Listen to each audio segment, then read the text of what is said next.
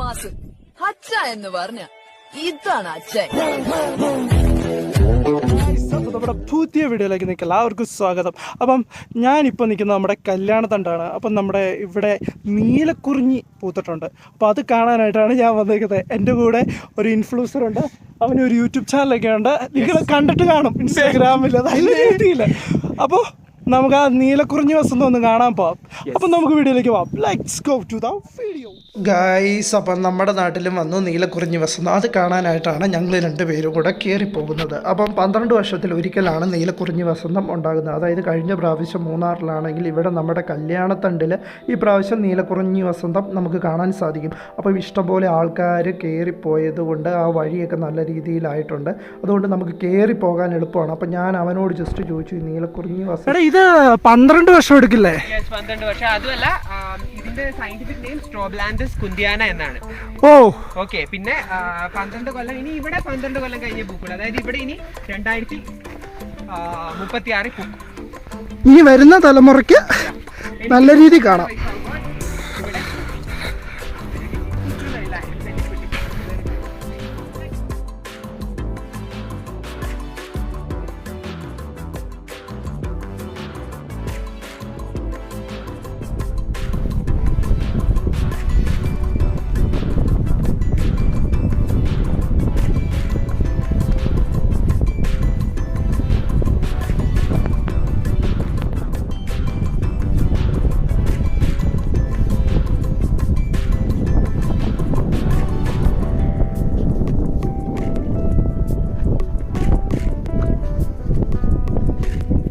എന്റെ മോനെ,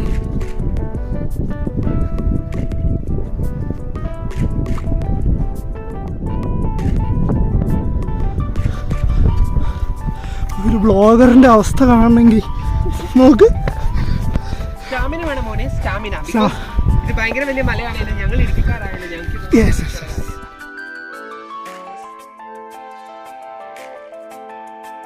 വലിയ കാട് താണ്ടി മലയെല്ലാം താണ്ടി വന്നവരാണ് ഞങ്ങൾ. അതെ അതെ അല്ലേ?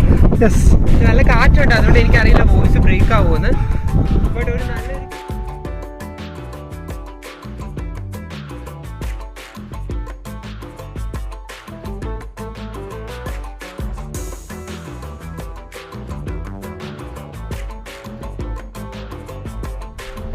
സെയിം സാധനമാണോ?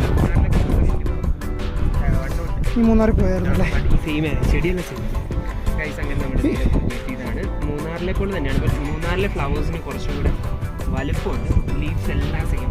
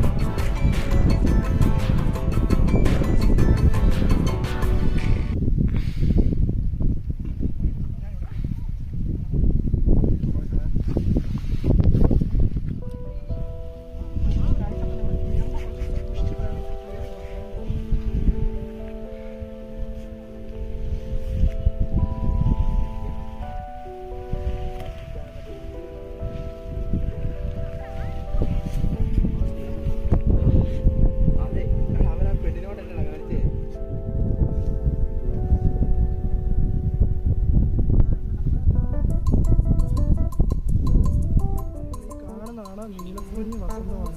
12 വർഷങ്ങൾക്കൊരിക്കലാണ് ഇത് പൂക്കുന്നത്. അതായത് കഴിഞ്ഞ പ്രാവശ്യം നമ്മുടെ മൂന്നാറിലും ഈ പ്രാവശ്യം നമ്മുടെ കല്യാണത്തണ്ടിലുമാണ് ഈ നീലക്കുറിഞ്ഞി വസന്തം നമുക്ക് കാണാൻ സാധിക്കുന്നത്. അപ്പോൾ നീലക്കുറിഞ്ഞി വസന്തം കാണാൻ വേണ്ടി നമുക്ക് ആൾക്കാരെ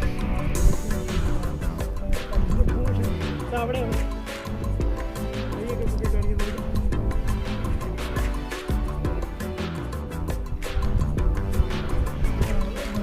പിന്നെ എല്ലാവരും വന്നിട്ട് നീലക്കുറിഞ്ഞി പറിച്ചുകൊണ്ട് പോകും. അപ്പോൾ എല്ലാവരും വന്നിട്ട് പറിച്ചുകൊണ്ട് പോയി കഴിഞ്ഞ് കഴിഞ്ഞാൽ അപ്പോൾ ഇനി വരുന്ന ആൾക്കാർക്ക് നീലക്കുറിഞ്ഞി വസന്തം കാണാൻ സാധിക്കുന്നുണ്ടായിരിക്കും. എല്ലാ പ്രാവശ്യം ഓരോന്നോരോന്നായിട്ട് എല്ലാവരും പറിച്ചുകൊണ്ട് പോയി കഴിഞ്ഞാൽ ഗായ്സ്, അപ്പോൾ ഇവിടെ ഒരു ചെറിയൊരു ഇൻഫർമേഷൻ എനിക്ക് പറയാനുണ്ട്. അതായത് എല്ലാവരും വന്നിട്ട് ഇത് പറിച്ചുകൊണ്ട് പോവുകയാണ്. അപ്പോൾ ഇങ്ങനെ പറിച്ചുകൊണ്ട് പോയി കഴിഞ്ഞ് കഴിഞ്ഞാൽ നമുക്ക് പിന്നെ വരുന്ന ആൾക്കാർക്ക് ഇത് കാണാൻ പറ്റത്തില്ല. അപ്പോൾ ഇത് വളർന്നു വരുന്നതേ ഉള്ളൂ. അതാണ് മെയിൻ ആയിട്ടുള്ളൊരു കുഴപ്പം. കഴിഞ്ഞ പ്രാവശ്യമൊക്കെ നമ്മുടെ മൂന്നാറിലൊക്കെ ആയിരുന്നാലും അവിടെ ഫൈനും കാര്യങ്ങളൊക്കെ ഇല്ലായിരുന്നു. അപ്പം ഇതിൻ്റെ ഇംഗ്ലീഷിലെ പേരെന്നാണ് സ്ട്രോബിലാന്തസ് കുന്തിയാന. സ്ട്രോബിലാന്തസ് കുന്തിയാന എന്നാണ് ഇംഗ്ലീഷിലെ സയന്റിഫിക് നെയിം. അപ്പം ഈ ഒരു കാഴ്ച നിങ്ങൾക്ക് ഏതൊരു ഇടുക്കിക്കാരനും ഒരു ഹരം കൊള്ളിക്കുന്ന ഒരു കാഴ്ചയാണ് ഇവിടെ നിൽക്കുമ്പോഴുള്ള ആ ഡാമിൻ്റെ ഒരു വ്യൂവും കാര്യങ്ങളൊക്കെ.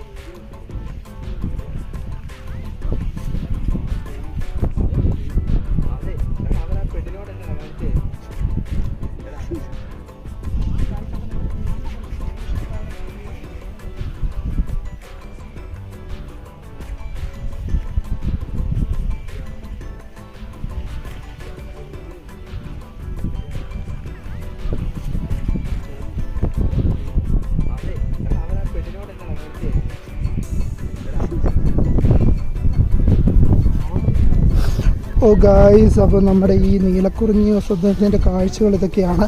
ഏകദേശം ഒരു മാസം കൂടെ കഴിഞ്ഞ് കയറുവാണെങ്കിൽ നല്ല രീതിയിൽ കാണാൻ സാധിക്കും. ആ സൈഡിലേക്കൊക്കെ ആണെങ്കിലും വളർന്നു വന്നുകൊണ്ടിരിക്കുന്നതേ ഉള്ളൂ. നമ്മൾ മുകളിലോട്ട് പോയാലും വലിയ രീതിയിൽ കാണാൻ സാധിക്കുമെന്ന് എനിക്ക് തോന്നുന്നില്ല.